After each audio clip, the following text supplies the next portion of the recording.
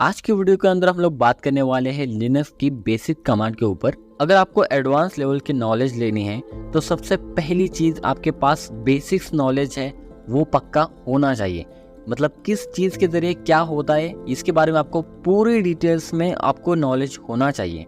देखो, अगर आपको बाइक आती है तो आपको ये एडवांस लेवल तक आने के लिए आप क्या करते हैं, बहुत बार प्रैक्टिस कर लेते हैं। तो अब आपको ये कब गियर डालने का है, कब आपको क्लच छोड़ने का है, एक तरीके से ये आपको माइंड के अंदर एकदम ऑटोमेटिकली सेट हो जाता है। ठीक है, तो आपको ये हर बार आपको ध्यान देने की जरूरत नहीं पड़ती है कि क्लच कब दबाना है, कब गियर डालना है। ये आपको हर बार आपको रटाने की जरूरत नहीं होती। एक बार में अगर आप पूरी डिटेल्स में जानकारी ले चुके हैं कि गियर कब डालना है, क्लच कब दबाना है, तो आपको ये बार बार नहीं यूज करना पड़ेगा। ठीक है, ये आपके माइंड में सेट हो जाता। तो सबसे पहली चीज बेसिक्स नॉलेज आपको परफेक्ट करना है। अब यहाँ पे हम लोग कमांड का यूज क्यों करना है? ठीक है, टर्मिनल पर हम लिनक्स पर कमांड का यूज करेंगे, लेकिन हमें यूज करना क्यों है? देखो, कंप्यूटर जो है ना बाइनरी लैंग्वेज समझता है। अब बाइनरी लैंग्वेज कौन से होते हैं? वो 0 1 0 1 का कॉम्बिनेशन होता है ना। अगर आप कंप्यूटर फील्ड से आते हैं तो आपको पता होगा बाइनरी लैंग्वेज क्या है। अगर आपको नहीं पता है तो बाइनरी लैंग्वेज के बारे में थोड़ी सी जानकारी आप रख लीजिए। ठीक है, बाइनरी लैंग्वेज जो है वो कंप्यूटर समझता है। वो कंप्यूटर कोई ऐसी कमांड या कोई ऐसी प्रॉम्प्ट नहीं समझता है जो आप उसे बताना चाहते हैं, वो सिर्फ बाइनरी लैंग्वेज में बताता है। ठीक है, अगर आप ऐसे इंसान से बात कर रहे हैं जो आपकी भाषा नहीं समझता है या आपको उसकी भाषा नहीं आती, तो आप क्या कर लेते हैं, ट्रांसलेटर को हायर कर लेते हैं जो आपकी भाषा उसे समझाए या उसकी भाषा आपको समझाए। लिनक्स के साथ जो टर्मिनल है, कंसोल है, प्रॉम्प्ट है, ये आपको ट्रांसलेटर का काम करवाता है। टर्मिनल के जरिए आप कंप्यूटर से बातचीत कर सकते हैं और उसे कमांड दे सकते हैं कि ये काम करना है, तो ये कमांड को एक्सेप्ट कर लेता है। ठीक है, ये आपको हर बार बाइनरी में बताने की जरूरत नहीं पड़ती। इस कमांड को आप सीख लो। ये चीजें हैं जो आपको बेसिक्स लेकर एडवांस तक ले जाती हैं। तो चलो स्क्रीन पर मैं आपको बता देता हूँ किस कमांड का यूज कब करना है और कैसे इसका इस्तेमाल करना है।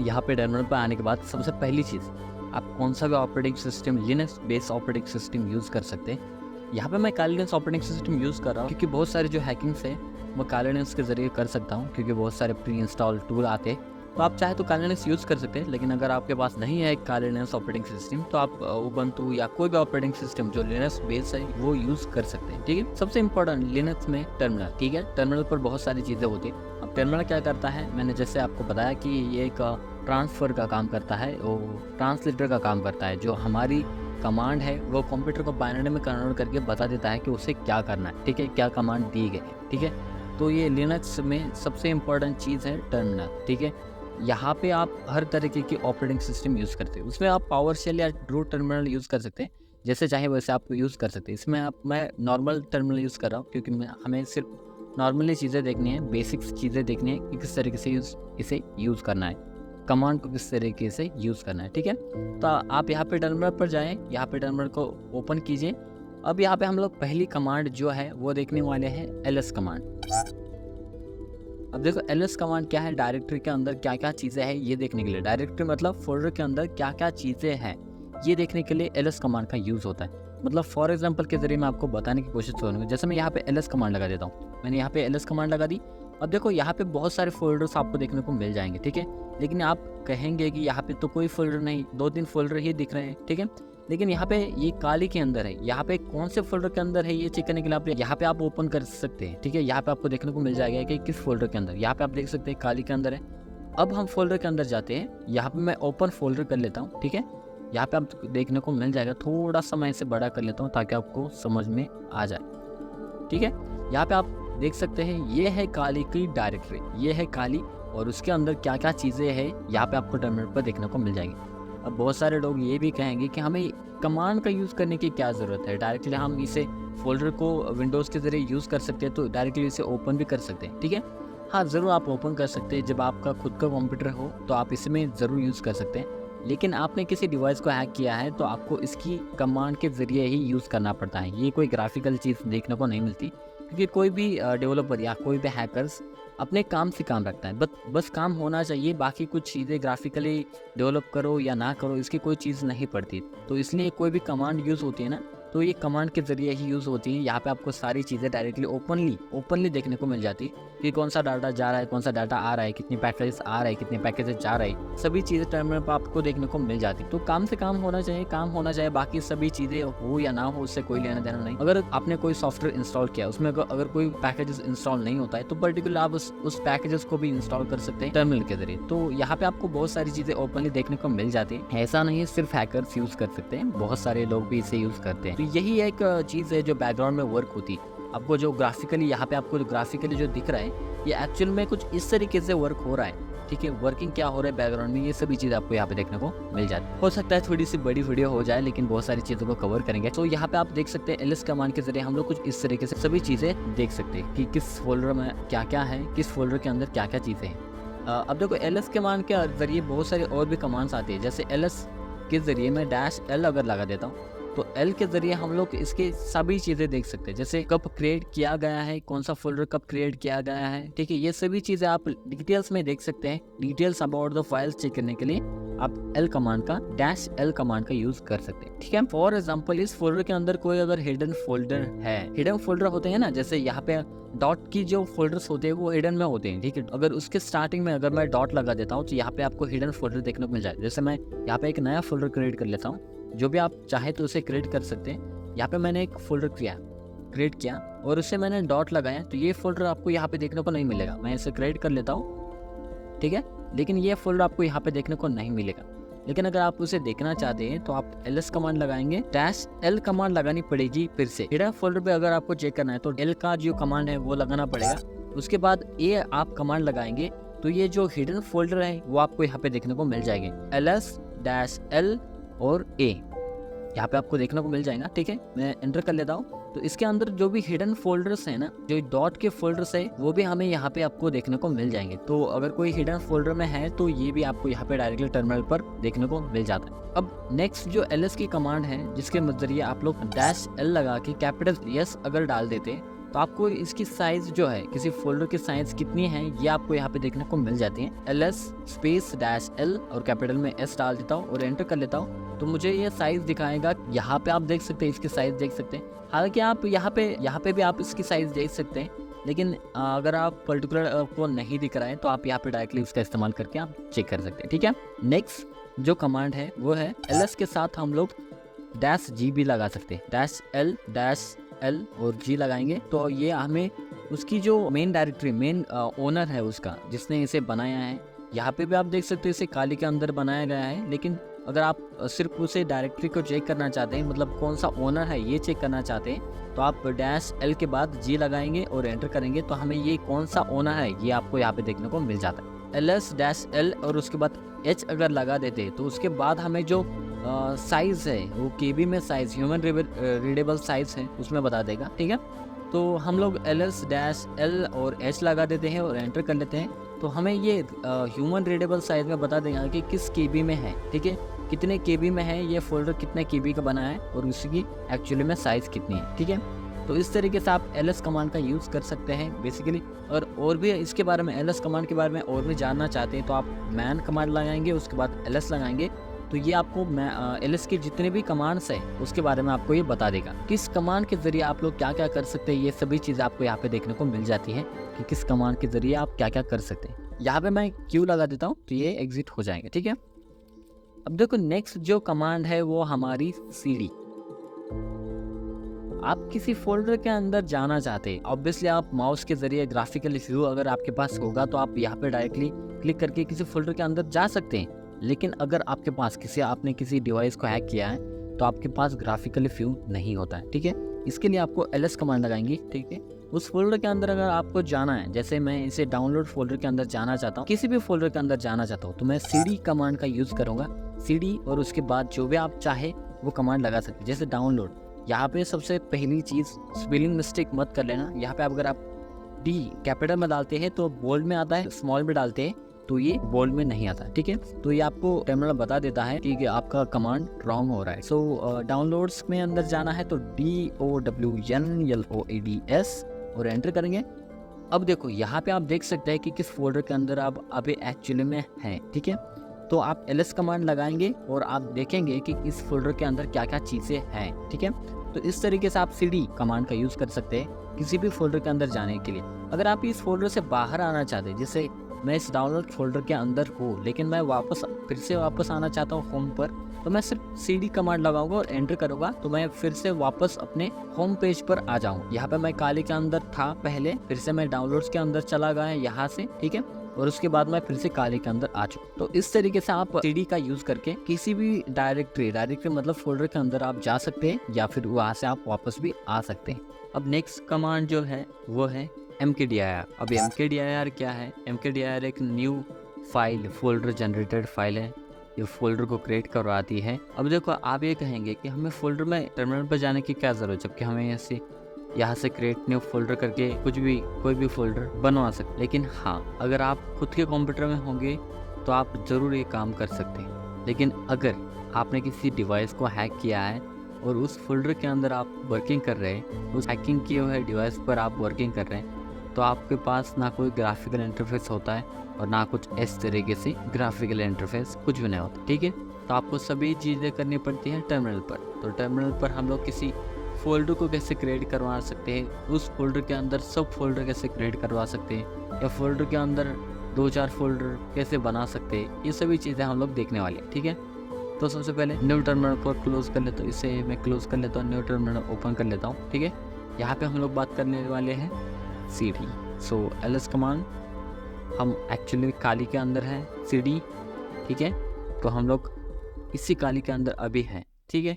mkdir, अब देखो मैं किसी फोल्डर के अंदर जाना चाहता हूँ, मान लीजिए मैं हेलो इस फोल्डर के अंदर जाना चाहता हूँ, तो मैं इसे कॉपी सिलेक्शन कर लेता हूँ, cd and then hello and enter, ठीक है। अब मैं हेलो के अंदर हूँ और हेलो के अंदर ये एक फोल्डर है, ठीक है। अब मैं चाहता हूँ कि एक नया फोल्डर बनवाना, तो मैं कमांड लगाऊंगा mkdir स्पेस और जो भी फोल्डर का आप नाम चाहते हैं वो डाल दीजिए, ठीक है, और एंटर कीजिए, ये फोल्डर बन जाएगा। आप यहाँ पे देख सकते हैं एक फोल्डर बन चुका है। अब इस फोल्डर के अंदर फोल्डर बनाना चाहते हैं, यहाँ पे कमांड लगाएंगे mkdir, उसके बाद फोल्डर का नाम। अब देखो यहाँ पे आप लूसीफर के अंदर आएंगे तो यहाँ पे हमें कोई भी फोल्डर नहीं है, ठीक है। एक्चुअली में हम काली के अंदर हेलो के अंदर लूसीफर में है, ठीक है।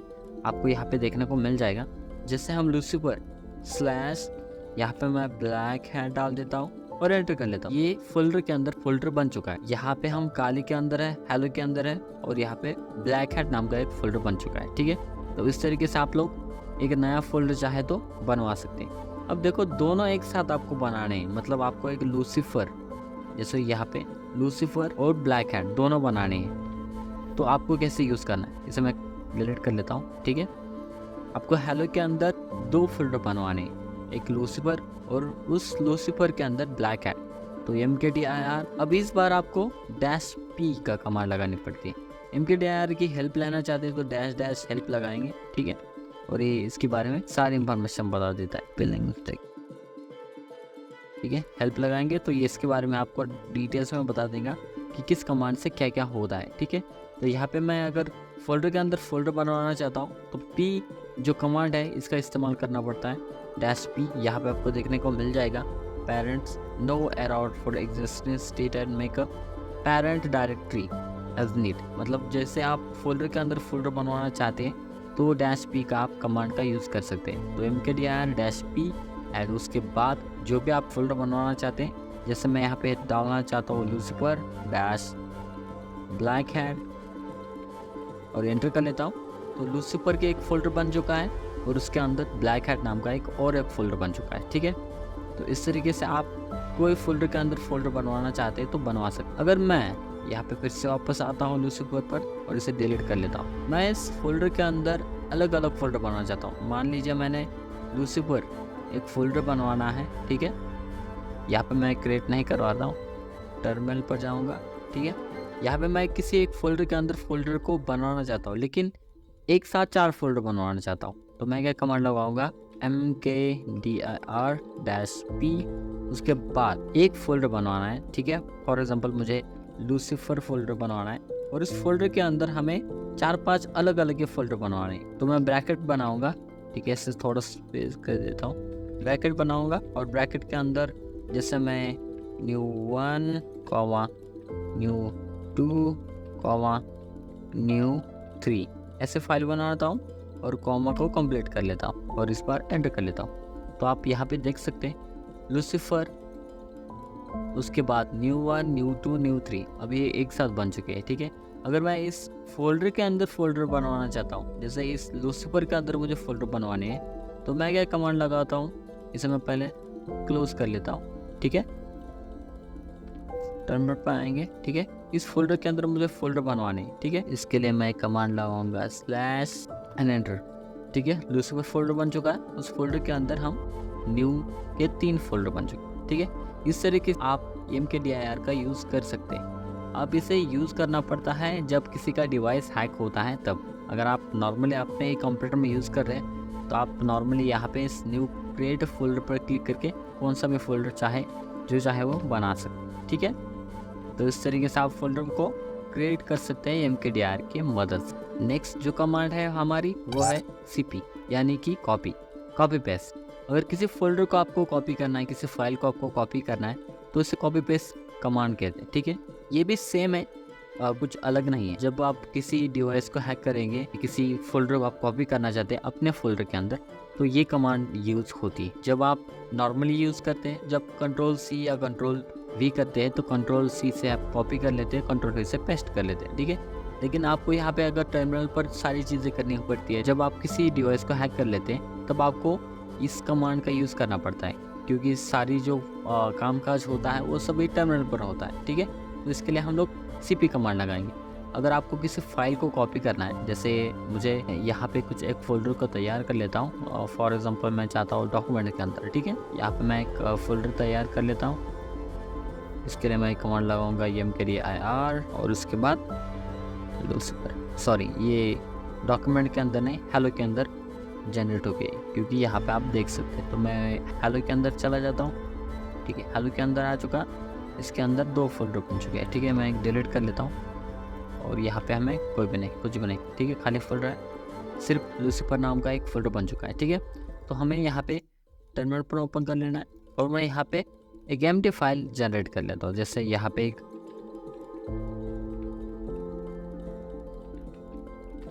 एक एम्प्टी नोटपैड फाइल बना दी है। ठीक है, तो फिर से मैं वापस आ जाता हूँ यहाँ पे,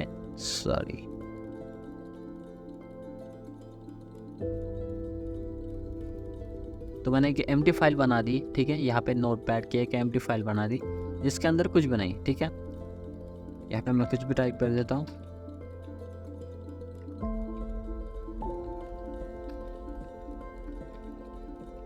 अब मैं इसे Ctrl+S से सेव कर लेता हूँ और मैं इसे क्लोज कर लेता हूँ। अब देखो, इस ब्लैक हैट हैकर जो फाइल है, इसे हम इस फोल्डर के अंदर डालना चाहते हैं। ठीक है, तो हम लोग क्या कमांड लगाएंगे, cp। पहले हम लोग चेक कर लेते हैं कि इस फोल्डर के अंदर कुछ है क्या, नहीं। ठीक है, कुछ भी नहीं है, तो टर्मिनल पर ओपन करेंगे। उसके बाद हम लोग कमांड लगाएंगे cd सबसे पहले, जो हमें बैक पर आ जाएगा। ठीक है, अब हम उस फोल्डर तक आ जाते हैं। ठीक है, तो cd हेलो, इस फोल्डर के अंदर हम आ चुके हैं। ठीक है, इसके बाद हमें जाना है ब्लैक हैट हैकर, जो नाम रखा है हमने, इसे हम इसके अंदर कॉपी करना चाहते हैं लूसीफर के अंदर। तो cp, उसके बाद फाइल नेम, जो भी आप कॉपी करना चाहते हैं उसका फाइल नेम डाल दीजिए, ब्लैक हैट हैकर।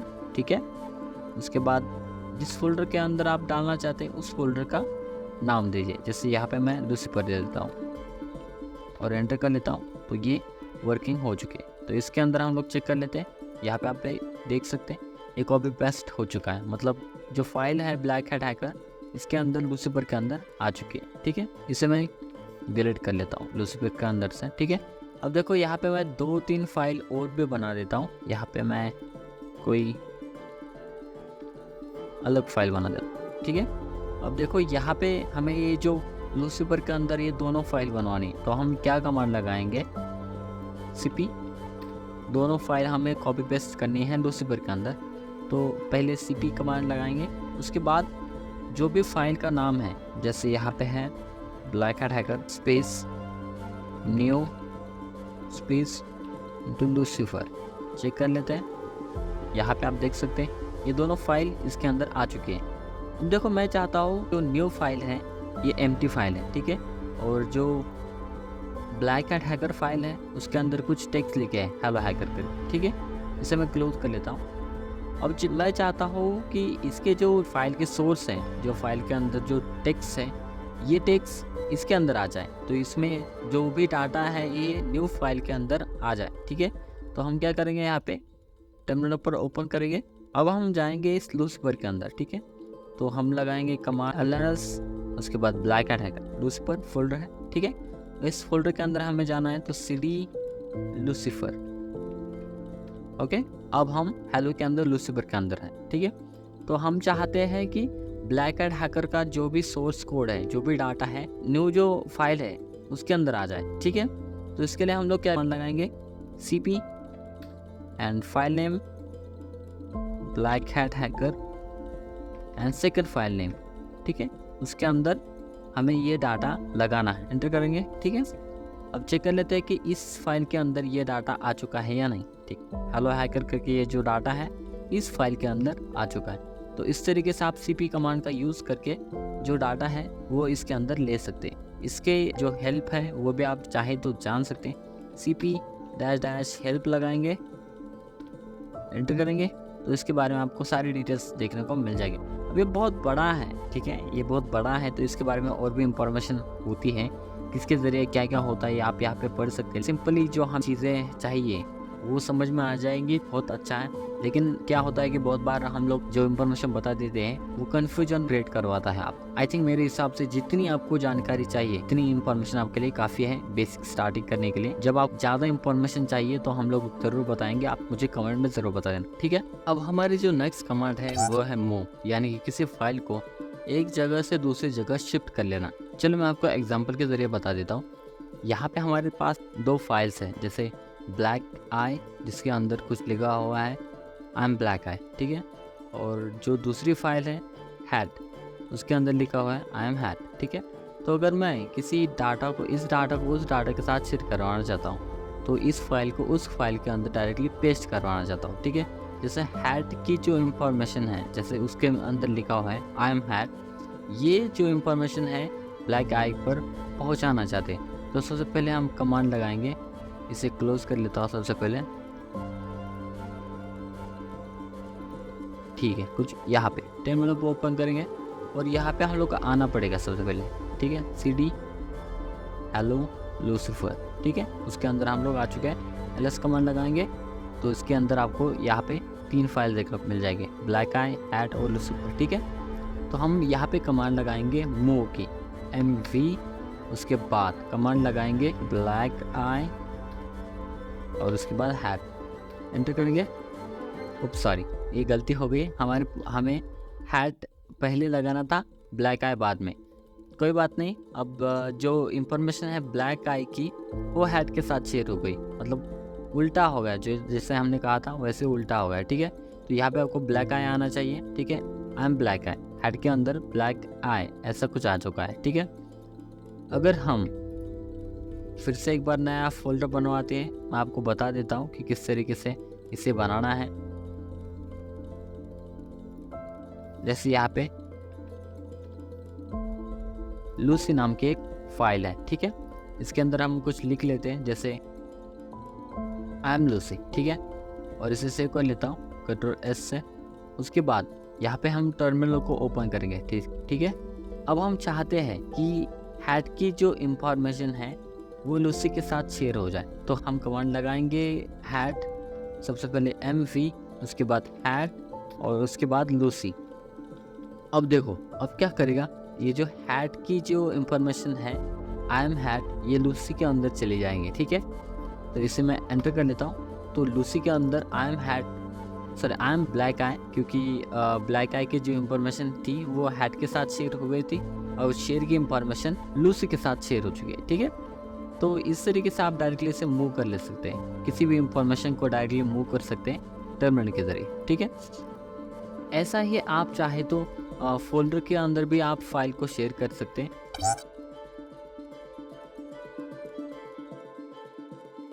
तो हम चाहते हैं कि लूसी जो है वो लूसीफर के अंदर चला जाए। ठीक है, तो हमें पहली कमांड लगानी पड़ेगी उस फाइल का नाम, जैसे कोई भी फाइल हो जाए, हम उसका नाम डालना चाहते हैं लूसी, उसके बाद जो भी फोल्डर आप चाहते उसके अंदर डालना चाहते हैं उसका नाम और एंटर कीजिए। ठीक है, ये फाइल उसके अंदर चले जाएंगे। ठीक है, यहाँ पे आपको लूसी देखने को मिल जाएगी।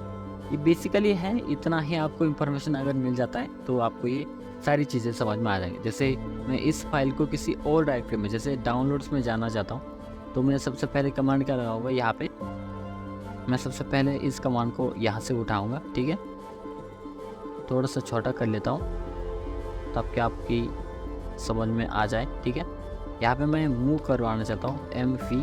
इस फाइल के पाथ को डायरेक्टली यहाँ से copy directly drag and drop कर सकता हूँ। ठीक है, डायरेक्टली की सारी डिटेल्स इंफॉर्मेशन आ जाएंगी। और मैं चाहता हूँ इसे कहाँ पे पेस्ट करवाना, यहाँ पे इस लूसीफर पर। ठीक है, तो मैं यहाँ पे डायरेक्टली कॉपी पेस्ट कर लेता हूँ और एंटर कर लेता हूँ। तो ये यहाँ पे ये एक फोल्डर कट करके देखा। ठीक है, यहाँ पे आपको देखने को मिल जाएगा लूसी यहाँ पे बाहर आ चुका है। ठीक है, तो इस तरीके से इसी कहीं पर भी ड्रैग एंड ड्रॉप कर सकते हैं। अब जो नेक्स्ट कमांड की बात करेंगे वो है RM यानी कि रिमूव। किसी फाइल को आप रिमूव करना चाहते हैं तो हम उसे कैसे रिमूव कर सकते हैं। ठीक है, उसके लिए RM कमांड लगानी पड़ती है। RM कमांड लगाएंगे तो कोई भी फाइल चाहे किसी भी फॉर्मेट में हो उसे डिलीट कर सकते हैं। RM कमांड लगाएंगे। अगर आप फाइल डिलीट करना चाहते हैं तो RM लगाएंगे। अगर आप किसी फोल्डर को डिलीट करना चाहते हैं तो -I कमांड लगानी पड़ेगी। तो RM कमांड के जरिए हम लोग किस तरीके से फाइल को डिलीट कर सकते हैं। जैसे यहाँ पे हम लोग लूसी को डिलीट करना चाहते हैं तो डिलीट करने के लिए RM, उसके बाद जो भी फाइल का नाम है वो डाल दीजिए। यहाँ पे हमने लूसी डाल दिया, उसके बाद एंटर करेंगे तो ये डिलीट हो जाएंगे। ठीक है, रिमूव हो जाएगी।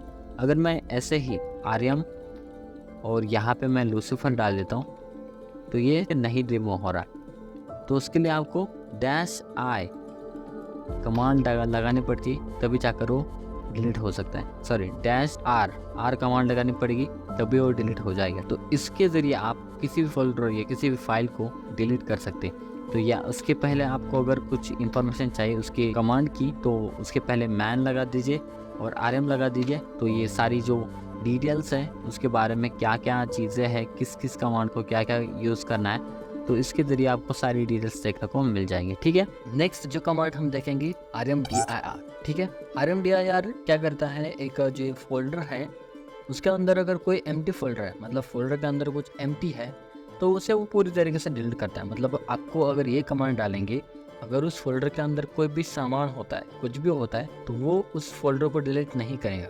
ठीक है, मैं फिर से कहता हूँ, अगर उस फोल्डर के अंदर कुछ भी है तो वो उसे डिलीट नहीं करेगा। टेक्स्ट फाइल हो गया, फाइल हो गया, JPG हो गया, कुछ भी है तो वो डिलीट नहीं करेगा। अगर वो एम्प्टी फोल्डर है तो वो ज़रूर डिलीट करेगा। चलिए मैं आपको एग्जांपल के जरिए बता देता हूँ। ठीक है, यहाँ पे आपको आना है लिनक्स टर्मिनल में। ठीक है, यहाँ पे टर्मिनल पर आने के बाद आप देखो जैसे हेलो के अंदर लूसीफर फोल्डर है। ठीक है, तो मैं यहाँ पे इसे लूसीफर पर चला जाता हूँ पहले। ठीक है, लूसीफर फोल्डर के अंदर हम आ चुके हैं, अंदर आ चुके हैं। ठीक है, इसे ओपन कर लेता हूँ। ठीक है, यहाँ पे सबसे पहले मैं एक फोल्डर एम्प्टी फोल्डर क्रिएट कर लेता हूँ। ठीक है, जैसे कि हम यहाँ पे एम्प्टी फोल्डर MKDIR और कोई भी एक फोल्डर का नाम जैसे new1 और एंटर करेंगे। ठीक है, ये हो गया एक फोल्डर का नाम, उसके अंदर सब कुछ एम्प्टी है। ठीक है, कुछ भी नहीं है। ठीक है, तो हम क्या करेंगे, इसे डिलीट करने के लिए RMDIR एंड स्पेस, उसके बाद जो भी फोल्डर का नाम आप देना चाहते हो उसे दे दीजिए। लेकिन उससे पहले हम लूसीफर के आना चाहिए। ठीक है, हम लूसीफर के अंदर है ये चेक करना पहले। ठीक है, यहाँ पे हम लूसीफर के अंदर आ चुके हैं ऑलरेडी। ठीक है, तो हम डिलीट करने के लिए RMDIR। ठीक है, उसके बाद जो भी फोल्डर का नाम है उसे डाल दीजिए जैसे new1 और एंटर कीजिए, ये डिलीट हो जाएगा। ठीक है, और फिर से एक बार ट्राई कर लेते हैं यहाँ पे। ठीक है, सो MKDIR एंड न्यू फाइल। ठीक है, ओके, यहाँ पे हम लोग उसके अंदर एक टेक्स्ट फाइल जनरेट कर लेते हैं जैसे। ठीक है, मैं यहाँ पे कुछ भी टेक्स्ट फाइल जनरेट कर लेता हूँ। आप देखो यहाँ पे एम्प्टी है न्यू। ठीक है, उसके बाद उसके अंदर हम कुछ भी लिख लेते हैं, जैसे मैंने कुछ भी यहाँ पे टाइप किया, कंट्रोल सेव किया। ठीक है, और इसको मैं यहाँ पे डिलीट करना चाहता हूँ। तो डिलीट करने के लिए सबसे पहले हम लोग लूसीफर पे आना है। ठीक है, लूसीफर पे है ऑलरेडी। ठीक है, न्यू फोल्डर को डिलीट करना है तो RMDIR एंड न्यू फाइल। ठीक है, और एंटर कर लेते हैं तो ये डिलीट नहीं हो रहा है क्योंकि ये एम्प्टी फोल्डर नहीं है, कुछ यहाँ पे आपको देखने को मिल जाएगा। अगर ये एम्प्टी फोल्डर होता है वो डिलीट कर लेता। इसके फाइल के अंदर जैसे यहाँ पे देखो हेलो के अंदर लूसीफर है और लूसीफर के अंदर न्यू फाइल है। अब इस फाइल को मैं डिलीट कर लेता हूँ क्योंकि ये सभी डायरेक्टरी डिलीट हो जाए, ये सभी डायरेक्टरी एम्प्टी है, ठीक है। हेलो के अंदर लूसीफर और लूसीफर के अंदर न्यू फाइल, ये सभी फोल्डर एम्प्टी है, ठीक है। तो मैं इसे डिलीट करने के लिए कैसे करूँगा, सबसे पहले मैं लूसीफर से बाहर निकलता हूँ, यहाँ पे CD और हेलो के अंदर आ चुका, ठीक है।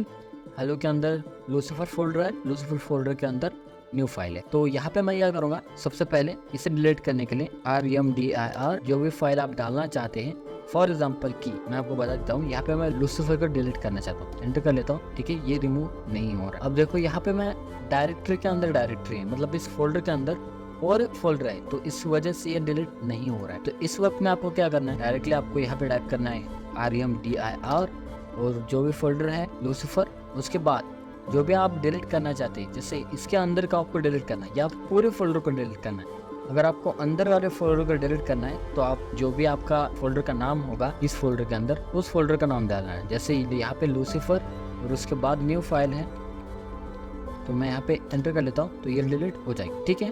अगर मैं यहाँ पे फिर से एक बार क्रिएट करवा लेता हूँ, LS कमांड लगाऊँ लूसीफर, ठीक है, CD लूसीफर के अंदर चला जाता हूँ। अब देखो ये मैं सिखा रहा हूँ क्योंकि इसका अगर आप किसी डिवाइस को हैक कर लेते तब आपको इसका इस्तेमाल करना है, ठीक है। जब आप किसी डिवाइस को हैक कर लेते तब आपको ये चीज़ समझनी पड़ेगी क्योंकि इस चीज़ से ही आप किसी डिवाइस को एक्सेस करेंगे, उस डिवाइस के अंदर क्या है ये जानेंगे, ठीक है। ये बेसिक्स कमांड है और ये आपको आने ही चाहिए। जो एडवांस लोग होते हैं उनको बेसिक्स जो नॉलेज होता है वो परफेक्ट होता है, उसीलिए वो एडवांस है। जैसे मैं लूसीफर के अंदर आ चुका हूँ और यहाँ पे मैं MKDIR न्यू फोल्डर बना देता हूँ। जैसे यहाँ पे न्यू फाइल ऑलरेडी है तो मैं फिर से एक बार बना देता हूँ, ठीक है, न्यू फाइल। अगर हम इस फोल्डर के अंदर के बाहर वाले को डायरेक्टली डिलीट करना चाहते हैं, जैसे हम यहाँ से हेलो के अंदर लूसीफर है, लूसीफर के अंदर वो न्यू फाइल है, ठीक है। मैं यहाँ पे लूसीफर को ही डिलीट करना चाहता हूँ, इसके लिए आपको RM जो कमांड है वो यूज़ करनी पड़ेगी।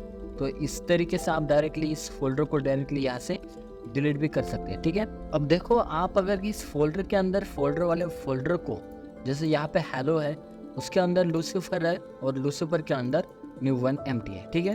तो आप हेलो के अंदर वाले इस न्यू वन फाइल को डिलीट करना चाहते हैं, ठीक है। तो आपको क्या कमांड लगानी पड़ेगी, यहाँ पे RMDIR, उसके बाद जो भी फोल्डर है उसका पाथ देना है, -P के साथ उसका पाथ देना है, या फिर आप डायरेक्टली दे सकते हैं, -P भी यूज़ होता है। यहाँ पे चेक कर लेते हैं, P मैंने ज़्यादातर यूज़ नहीं किया है, ठीक है। RMDIR उसके बाद फोल्डर, जैसे यहाँ पे लूसीफर है, देन स्लैश, उसके अंदर है न्यू फाइल, एंटर कर लेते हैं, चेक कर लेते हैं रिमूव हो रहा है या नहीं, ठीक है, ये रिमूव हो गया, ठीक है। इस तरीके से आप डायरेक्टली यहाँ पे RMDIR की मदद से फोल्डर के अंदर वाले फोल्डर को भी डिलीट कर सकते हैं, ठीक है। लेकिन अगर आप डायरेक्टली यहाँ से अगर इस वाले फोल्डर को डिलीट करना चाहते हैं, लूसीफर को डायरेक्टली, ठीक है, और उस लूसीफर के अंदर कोई ओल्ड फोल्डर है, जैसे यहाँ पे फी नाम का फोल्डर है, ठीक है, तो अगर आप लूसीफर को डिलीट करना चाहते हैं तो ये RMDIR की मदद से नहीं हो सकता, ठीक है। उसके लिए आपको RM की कमांड लगानी पड़ेगी, तब जाकर इसे आप यूज़ कर सकते हैं, ठीक है। नेक्स्ट जो कमांड है हमारी वो है क्लियर। अब देखो क्लियर जो है ना, वो कमांड अपने टर्मिनल को क्लियर करने के लिए होता है। जैसे देखो फॉर एग्जांपल मेरे पास बहुत सारा डाटा यहाँ पड़ा हुआ है, मतलब बहुत सारा टर्मिनल भरा पड़ा हुआ है, कुछ समझ में नहीं आ रहा है कि क्या हो रहा है, कि किस कमांड से क्या हो रहा है, ठीक है। तो मैंने बहुत सारे कमांड्स यहाँ पे एक साथ डाल दिए, इसकी मदद से मुझे कुछ भी समझ में नहीं आ रहा है, ठीक है।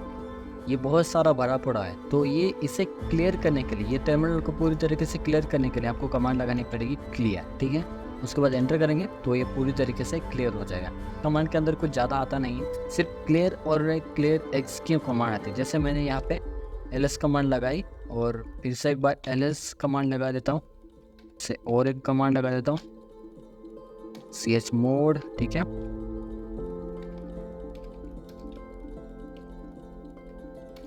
ठीक है, तो इस तरीके से मैं अगर कुछ भी कमांड लगा देता हूँ तो ये बहुत भरा पड़ा हुआ है, ठीक है। लेकिन अगर आप क्लियर के साथ X लगा देते हैं, जैसे क्लियर, उसके बाद -X लगा देते हैं और एंटर कर लेते हैं, तो ये टर्मिनल को क्लियर करेगा, लेकिन जो आपने कमांड डाली हुई है ना, उसे ऊपर आपको देखने को मिल जाएगा, ठीक है। यहाँ से स्टार्ट हो जाएगा, लेकिन ऊपर आपने जो भी कमांड डाले हुए हैं वो आपको यहाँ पे देखने को मिल जाएगी। ठीक है, तो यही है क्लियर कमांड। नेक्स्ट जो कमांड है हमारी वो है टच। ना ना ना ना ना, ये वाली टच नहीं, TOUCH, ये वाला टच। ठीक है, तो यहाँ पे आपको क्या करना है, इस कमांड के जरिए हम लोग एक फाइल को, जो फाइल की डिटेल्स है वो बदल सकते हैं, उसका टाइमिंग सेट बदल सकते हैं, जो टाइमिंग है उसका वो अभी फॉरवर्ड कर सकते हैं, मतलब ये नया बना सकते हैं। ठीक है, टाइमिंग सेट किया हुआ, और एक फाइल को जनरेट कर सकते हैं, मतलब फोल्डर को, एम्प्टी फोल्डर को आप बना सकते हैं। ठीक है, एम्प्टी फोल्डर तो कोई भी बना सकता है। ठीक है, MKDIR बना देता है, लेकिन सबसे इंपॉर्टेंट जो चीज़ है वो है फाइल की टाइमिंग सेट करना। जैसे यहाँ पे मैंने लूसीफर फोल्डर को जनरेट किया है। ठीक है, अब हम इसकी डिटेल्स देखना चाहते हैं तो हम लोग कमांड लगाएंगे CD हेलो, एंटर करेंगे। अब इस फोल्डर को मैंने कब जनरेट किया, इसकी डिटेल्स चेक करने के लिए LS कमांड लगाएंगे, -L लगाएंगे। ठीक है, तो ये मुझे बता देगा कि कब मैंने इस फोल्डर को बनाया था। ठीक है, तो इस फोल्डर को मैंने बनाया था 24 अक्टूबर को काली के अंदर। ठीक है, 21:28 तक। तो यहाँ पे आप टाइमिंग देख सकते हैं, तो यहाँ पे अभी का टाइमिंग और जब मैंने फोल्डर बनाया उसका टाइमिंग। ठीक है, तो अगर मैं इस फोल्डर को चेंज करना चाहता हूँ, इस फोल्डर के टाइमिंग को चेंज करना चाहता हूँ, तो मैं क्या कमांड लगाऊंगा, यहाँ पे मैं कमांड लगाऊंगा टच, TOUCH। ठीक है, उसके बाद फोल्डर का नाम, जैसे यहाँ पे मैं लूसीफर डाल देता हूँ। ठीक है, एंटर कर लेता हूँ, अभी कुछ आपको दिख नहीं रहा है। ठीक है, तो फिर से हम लोग कमांड लगाएंगे LS-L और एंटर करेंगे। अब हम इसका टाइमिंग देख लेते हैं। ठीक है, ये टाइमिंग चेंज हो चुका है। डेट ऑब्वियसली वही है, क्योंकि यही डेट पर मैंने बनाया था इस फोल्डर को, और आज यही डेट पर मैं आपको ये वीडियो बना के दिखा रहा हूँ। ठीक है, तो इस टाइमिंग को आप देख सकते हैं, ये टाइमिंग अभी चेंज हो चुका है, जबकि पहले कुछ ऐसा था। ठीक है, तो इसके ज़रिए आप लोग टाइमिंग को सेट कर सकते हैं, डेट एंड टाइमिंग को चेंज कर सकते हैं, मॉडिफाई कर सकते हैं, इस फोल्डर को आप बना सकते हैं। बाकी MKDIR की मदद से जैसे हम लोग न्यू फोल्डर बना सकते हैं, वैसे यहाँ पे इसे टच की मदद से बना सकते हैं, इतना कुछ डिफ़िकल्ट नहीं है। तो ये कुछ इस तरीके से आप टच का इस्तेमाल भी कर सकते हैं। आई थिंक बहुत बड़ी वीडियो हो चुकी होगी, so I am so sorry for that. लेकिन जो बेसिक्स कमांड है ये मैंने आपको थिंक समझाने की जितनी हो सके उतनी कोशिश की है। अगर कुछ भी फॉरवर्ड हो जाता है, कुछ भी समझ में नहीं आता है, तो मुझे कमेंट में ज़रूर पूछ लेना, मैं इसका जवाब देने की ज़रूर कोशिश करूँगा। आप चाहे तो मेरे फेसबुक पेज ब्लैक हैट 1.0 को ज्वाइन कर सकते हैं। ठीक है, मिलते हैं यार ये वीडियो में, तब तक के लिए गुड बाय दोस्तों।